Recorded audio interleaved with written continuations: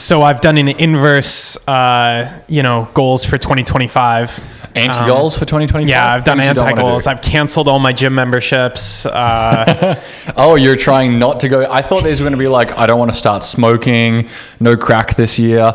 Like, what do you mean anti-goals? I was like, when you're raising your pre-seed and you've got all these ambitious goals, you're like, you know what? Probably I'll be profitable in 1 year. I'll probably be profitable next week and be jacked. Next week. I mean, come on, it's only a matter of time until this fire, takes over the world. But it doesn't happen that quickly. So I'm looking at my numbers, and Equinox is a little up there on the price end. So I was like, all right, okay, Equinox gym.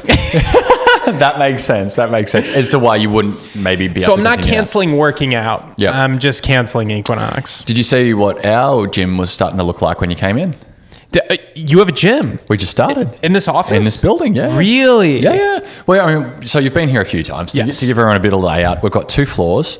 The 2 top floors, which has been lovely, in a place that was fairly empty in Soma. So we got a good deal. This is a penthouse suite. It says it when I walk. I just noticed that today. When you walk in, it says 1, 2, 3 penthouse, and then Autopile. It sounds very fancy, but if you know SF and you know where we are, it's not super surprising. We've got a pretty good deal on the place. Yeah. And so we got the top 2 floors. They're kind of attached together. You really couldn't get one without the other. And there's no kitchen and bathrooms if you don't get the bottom one. So, they come together. But the bottom floor, because we're not a big team yet, is pretty empty, unsurprisingly. And even if we were a bigger team, we wouldn't want to split across floors because it creates this disjoint. Except for salespeople. Oh, they can go downstairs. Salespeople can go in whatever corner and be loud. That's okay. We'll hire the basement for them. That's fine. So we were thinking, okay, so how do we make, 1, the most of this space, and 2, look, honestly, it's winter. It's not that terrible in SF, if we're honest, but we work hard to stay fit and healthy. We have lunch together. We get the factor meals, which are honestly too small, so we're going to change and get something that's bigger. It's so tough. They're too small, goddamn. Yeah, but it's like that for everything. I recently did Brian Johnson's meal plan, and it's too small. It's like 500 calories. It's like, come on, I'm a big boy. Get out of here. We're 6'3". Like, give us something worth it. We're 6'3", and on Saturday, I went for a ride, and I looked at my watch, and I burnt 5,500 kilojoules, which is 2/3 of your daily burn just out on a ride. Yeah, it's like, no, I actually need a bigger lunch. I'm not going to get fat. I'm losing weight, guys. Come on, let's get the calories going. So I sincerely hope that, have you seen in Mumbai how they do meals? No. So there's a meal delivery or a lunch delivery service that existed forever. I think it's like $1 per day to get your meal delivered. And they do, I think it was 1 million food deliveries a day, 1 million lunches, right? And so huge bulk kitchens, like, I think everyone basically gets like 1 of 2 meals or the same meal for the day. So just enormous quantity. And the scale that goes behind it obviously brings the price down. Yeah. And then this insane delivery network that gets everyone lunch at roughly the same time. This is when you see those like giant vats of gravy. Exactly that. Yeah. I want that in San Francisco because I don't need a fancy meal every day, but I want something that's nutritious and filling and reasonably healthy, vegan, gluten-free, keto-friendly. Maybe if we just knock off a few. Vegetarian, 100%. Vegetarian, maybe if you just make it vegetarian. Actually, screw the rest of them. You got a little 80-20 Pareto. No, I agree. Like I would be totally okay with like kind of like your standard. I don't even need like an opinionated health thing. No. If it's like rice, veggies, and meat, like that's probably fine. Even if you ditch the meat just to get the market bigger. I mean, in this city in particular. Yeah, that's true. That's true. And then deliver it in. I want a glass container. I don't want any of this plastic microwave disposable bullshit. I want to give it back the next day because I'm getting a meal every day. I'll just give them a damn thing back and you can wash it. And I want it big enough for all 5 of us in the office at the moment. So we just put the one thing in the microwave. We all eat the same thing. We're done. And that way there's so much less waste. You all heat it up. It's communal. I think that's the way to go. Yeah. There's a glass jar, large quantity food startup around San Francisco. Of course there is. I thought you might know. I'm forgetting. Gosh. Yeah. I wish I could give them a plug, but I will look that up. That's okay. Whoever you are, if anyone knows, please let me know because I would totally get your I remember service. doing this for a while and like cost. What was the, okay. Yeah, they give you a big meal in glass jars, and I remember it being really a lot bigger than most of the microwave meal plans. Thank God. Yeah. Because the Factor meal, the way they pitch it, right, is like it's cheaper than a restaurant. And you're like, you're kind of full of shit because a burrito around here costs $12 and you're $12 a meal. So fuck you. No, you're not. Yeah. But fine, whatever. It's on par and you're saving me the time. And then it's also too small. So if I have to have 2 of them for lunch, which is actually the quantity that I want for lunch, $24 for lunch, get out of here. Yeah, that's like, a lot. No fucking way. Yeah, get lost. I can get a whole Costco pizza for less than that. Right. With all the downsides of a Costco pizza. I don't know about you, but I mean, pizza is like a great food. I love pizza, but I've almost knocked it off. I feel bad after I eat pizza now. Not like psychologically. I guess I'm getting old. This is what our parents talked about. Yeah, right? I like feel like an old person. I'm like, pizza actually hurts me. Oh, my tummy's sore. Yeah, okay. I could eat it in the morning, but that's a weird time to eat pizza. But I have to like burn it off. Okay, I guess that makes... Do you gorge yourself on it when you have it? I do gorge myself. That's one of the problems is like, I friggin' love... There's certain things I love. There are things I won't eat because I love them too much. Okay, you know that's dangerous. So with Pepper, the dog we have in the office at the moment, Naraya's dog, beautiful little Nova Scotian duck-tolling retriever. She's been brought up free feeding, so she's always got food out and available, and it means she doesn't do exactly that. And I think it's the same concept where if you're like, I never have pizza because I feel sick, and then once a quarter you have it and you just pound it down, and then like, no shit, you feel sick. Like, you just gorge yourself on something. So I think just for my own health and safety, I think pizza maybe once a week to get used to it is like really the way to talk me into pizza. I've heard about this with meat in general too. Some people, they like don't eat meat for a long time or don't eat beef or something, and then it just messes them up, which kind of makes sense because meat is kind of crazy, you know. Yes and no. I have like conflicting. I've heard conflicting observations about this because on one side I've heard sometimes vegetarians and stuff say that and say, oh, it's too rich and this and that. And I used to be able to eat just obscene quantities of meat. And last time I was in Germany, I was visiting my friends, finally made it to Oktoberfest. And I absolutely gorged myself. I had 2 dinners because I looked at my mate's dinner next to me. I was like, I'm still kind of hungry. Pretty good. I'll have another one of those. Let's go 2. And I did. And it was like 1 was a big schnitzel and 2 was like pork steaks. And I was like, this was like 10 p.m. by the time I finished. And I've never had the meat sweats before, and I got them bad that night. It was so hot where I was staying too. Yeah, that's. And I was like, okay, this is what the adults talk about. It's like, damn. But granted, I probably ate like a kilo of pork. It's like 2 pounds of pork. So I was like, okay, like that's an extreme circumstance. Right, it's a different problem. But you know, if you've been off it for a long time, I can understand. Yeah. It's probably like the fattiness and whatnot as well. But then on the other side, right, you have the carnivore diet, which people do genuinely go on. I've had friends specifically go onto it as well. So, and who attest to the fact that it's just removing a whole bunch of potentially upsetting variable chemicals from the mix.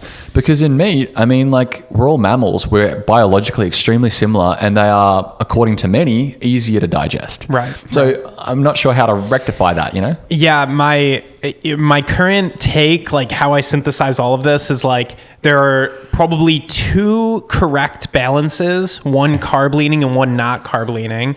And outside of those 2 like correct balances, which are kind of like 2 like peak points of like best points. Oh, interesting. Exactly. Yeah, there's this diagram by some anime avatar on Twitter, but it's got like carbs, fat, and protein. Okay. And there's like 2 ideal points within that pyramid, and then the extremes are also kind of ideal, but it's very difficult to stay in the extremes. Yeah. So like, if I think. I mean, that's my current take. If I was going to go on the carnivore diet, I would just make sure as shit not to eat a bunch of rice or whatever, you know, to violate it, right? Oh, and I can't really do that because I eat dinners with my girlfriend.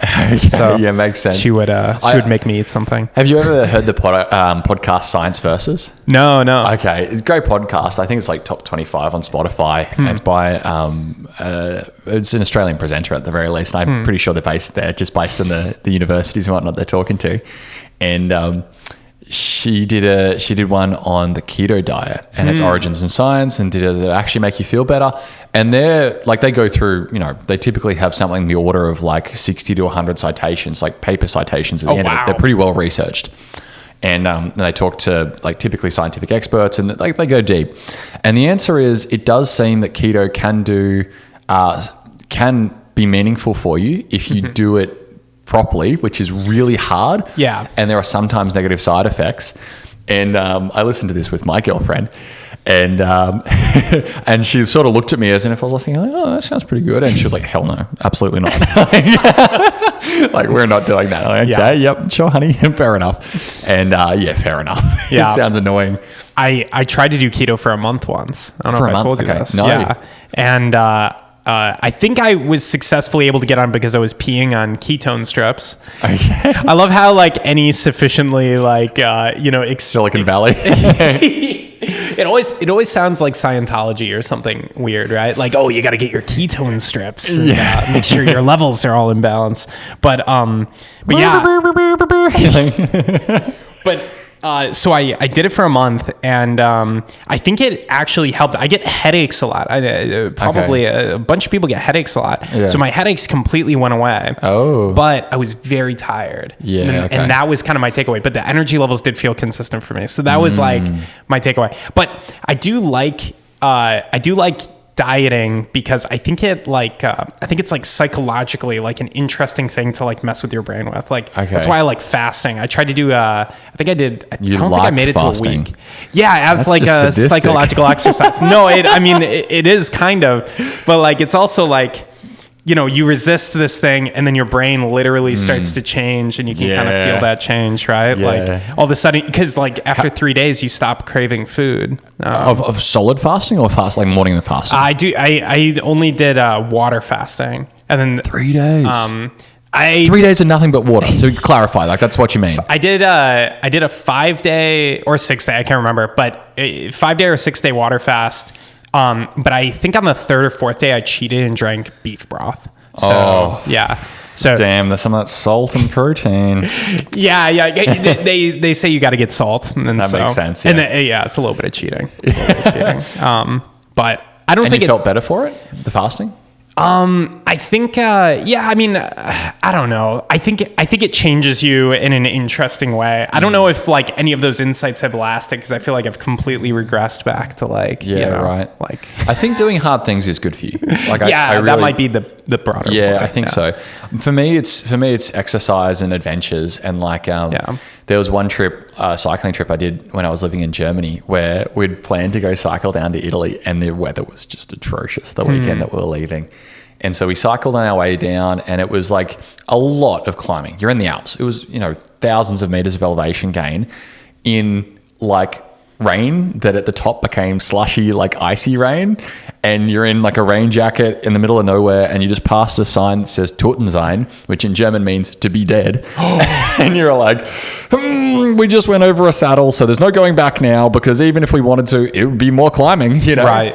And, we huddle in the little entryway of this like ski lift or whatever it was at the time, waiting for our last friend who was a little bit slower than us, and was just like, there's a minimum speed you can go on a bike, because if your gearing's not set for it, you just stall your legs. And so I'm like, this is below my minimum speed. And they're just like, keep going. I'll catch you at the top. Don't stress. If you haven't heard from me in 20 minutes, like come check. And I'm like, no worries, can do kind of deal.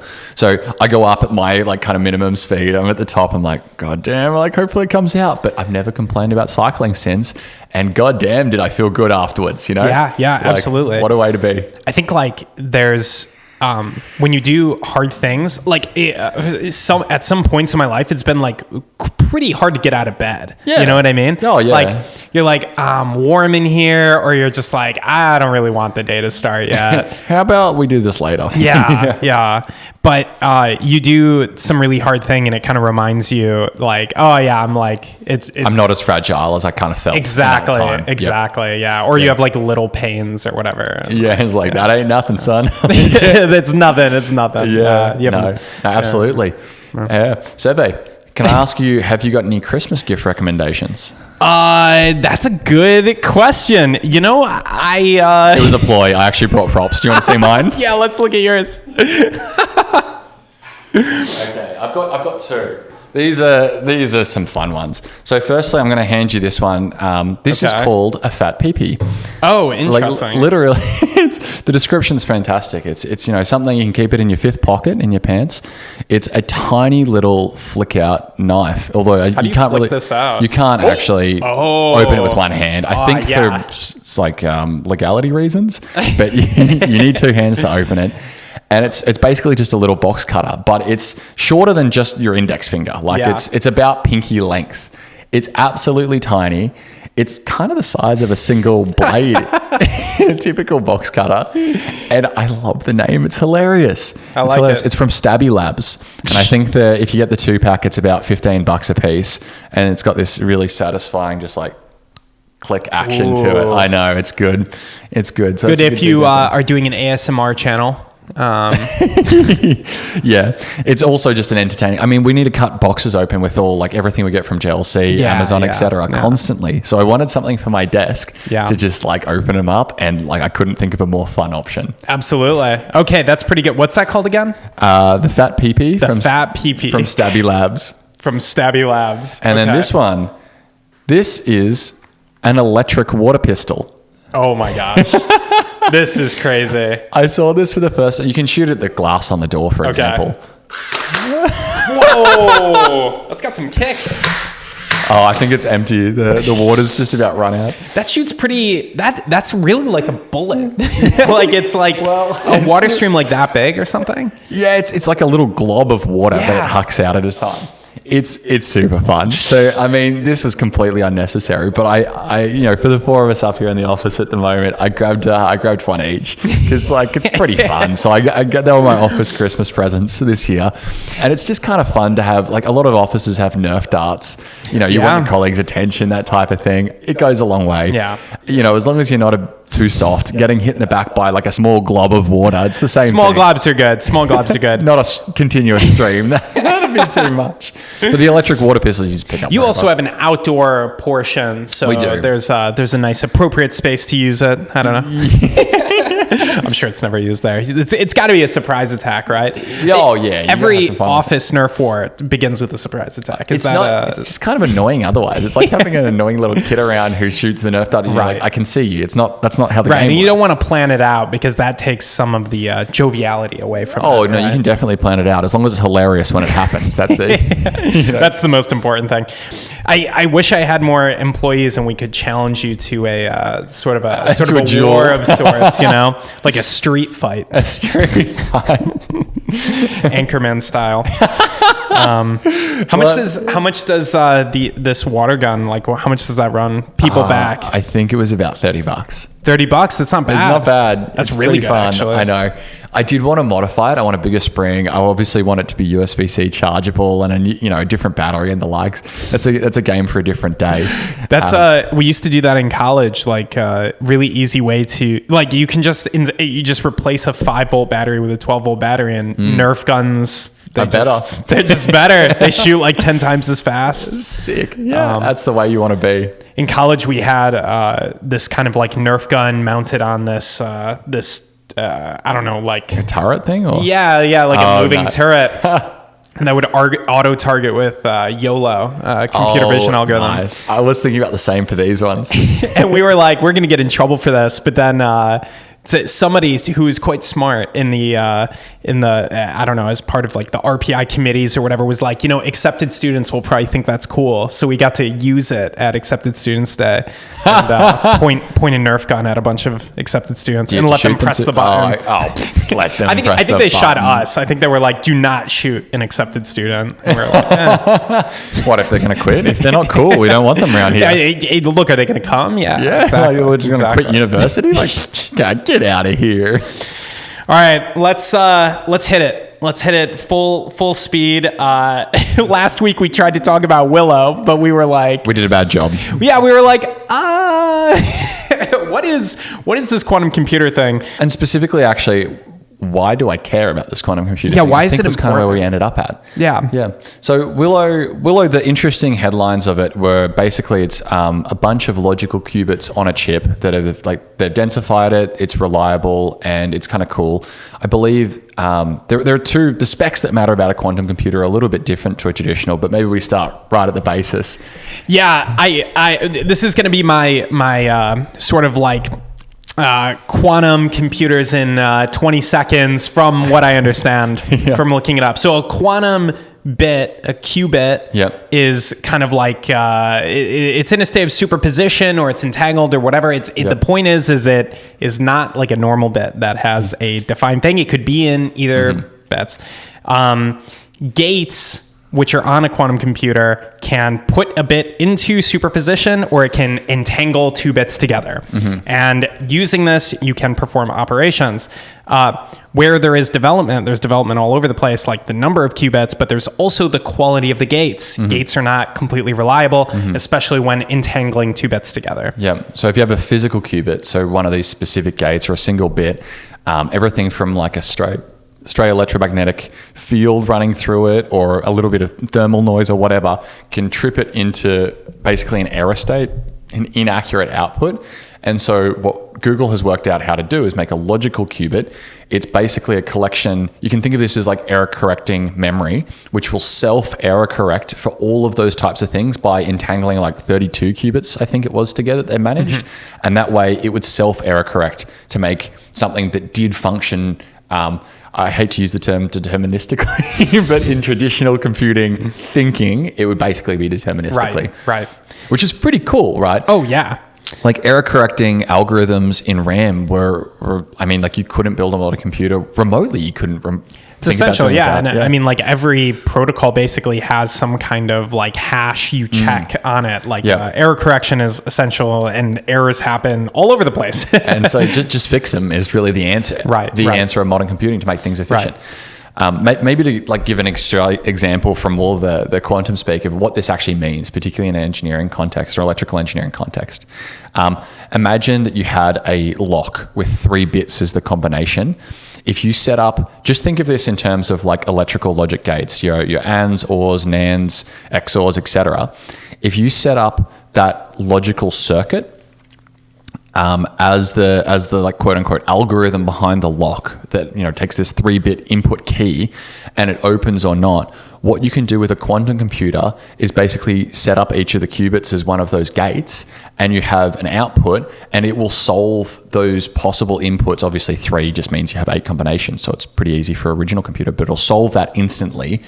And you could theoretically have, whatever, a 20-bit key, and it'll still solve instantly to find all of the inputs required to solve this circuit, this AND or XOR, etc. logic problem to reach the output that you're going for instantaneously. Yeah.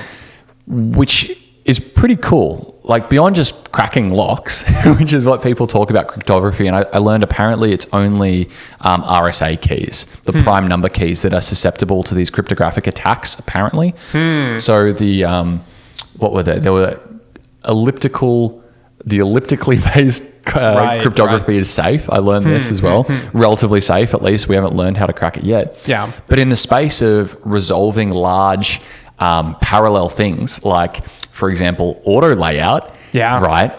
That's where quantum computing space is pretty cool. Yeah.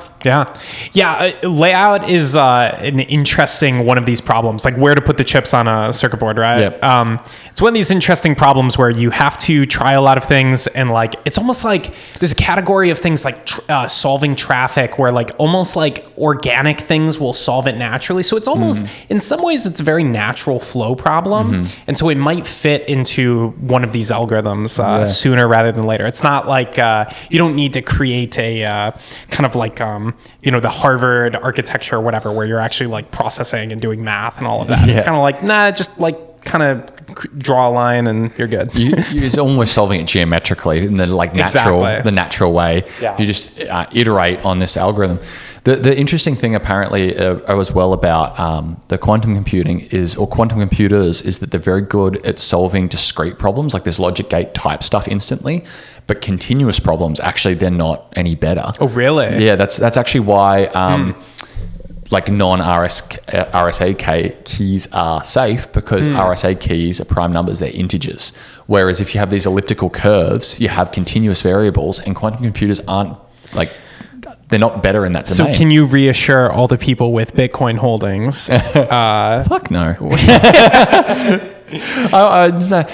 I mean, okay, so if you got Bitcoin holdings, I think we were discussing this last week as well, but if you got Bitcoin holdings, then like, does the SEC, is it insider trading if you announce that you've figured out how to crack the blockchain before they do? Yeah, and is it computer hacking if you steal that asset? Because I think the SEC considers Bitcoin an asset, right? If they're seizing it from people, which they have done, it must be at least considered an asset. So if you make everyone's asset worth nothing, that sounds like a very much like a no taxation without a representation kind of argument that Washington DC still doesn't. It feels like the government might add a few caveats to that one. Yeah.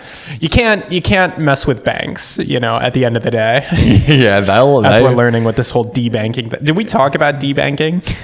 I think only lightly. But maybe before we switch out of that, the quantum computing and like layout, for example, like this is an exciting field. Yeah. I was discussing this with our CTO Yanni the other day while we were driving, and like this is insane, because if you have something that is logically solvable, or you can set up a problem up to be logically solvable, I hope in the next few years, just like we ran an enormous, A100, H100 training GPU or cluster from AWS to SF Compute, who just billboards, I think, are just behind us. You might be able to just rent quantum computing space. And I think it's something that both TS Circuit and Adapile might do in the not too distant future to solve clusters of problems. Yeah. That'd be pretty cool. Absolutely. Although I'll say with auto routing, I feel like nobody's working on it. I'm gonna lay it down. I know that like flux. Lay the challenge down. I am gonna lay the challenge down. Is like there's like one open source auto routing algorithm. I think we're both working on a little bit. Yeah, okay. Yep. Or application. So there's one open source one is free routing. That's free routing, and then there's TS Circuit and Autopile. I think we have some auto routing stuff. But like, we're new. Like, where has it been, guys? Where is the auto routing? Yeah. And it's not that good. I just feel like, okay, just as an example, GPU accelerated auto routing. I've never heard that. Yeah, but GPU accelerated like simulations, like ANSYS simulations are also extremely new. Like last 5 years kind of new. Yeah. Which is bonkers, don't get me wrong. But the thing is people think that hardware design is a solved problem. No, I'm like in Crazyville. No. Like, I mean, there's also this huge talk about American dynamism, which is a code name for like military tech. Kind of. Actually, I didn't think about that. I mean, that's what they mean. But like but more broadly, I guess, more innocently, manufacturing in America and all of that kind of stuff. Yep. And the common discourse on Twitter is that the design side is basically done. The tools are good enough on the design side for electronics. This is a golden age we have fallacy. Everything we need. I'm like, no. You guys have no freaking idea, do you? Yeah. It's just starting. It's just starting. I think it's there's another aspect here as well of there's a pull and then there's a capabilities blocker, right? So we were discussing just last week about hill setups and how today everything's still manually validated, and that means people become stagnant in their designs because they become scared to move because, oh my God, validation is going to take weeks, months, blah, blah, blah. Why would we do that? Well, that shouldn't be the case. It locks us into supply chain problems. It means that there's optimization left on the table that we're unable to take. It makes companies stagnant. Yeah. Hardware companies turn into Siemens for a reason. And they don't need to. It locks the prices high. Yeah. Yep. Like you have to, it basically there's so many misunderstandings here, but people think like if I design like a fan, like with a PCB, that design doesn't need to be upgraded or you don't need to redo that board. But the reality is those like the chips on that board have an expiration life. There's chip consolidation.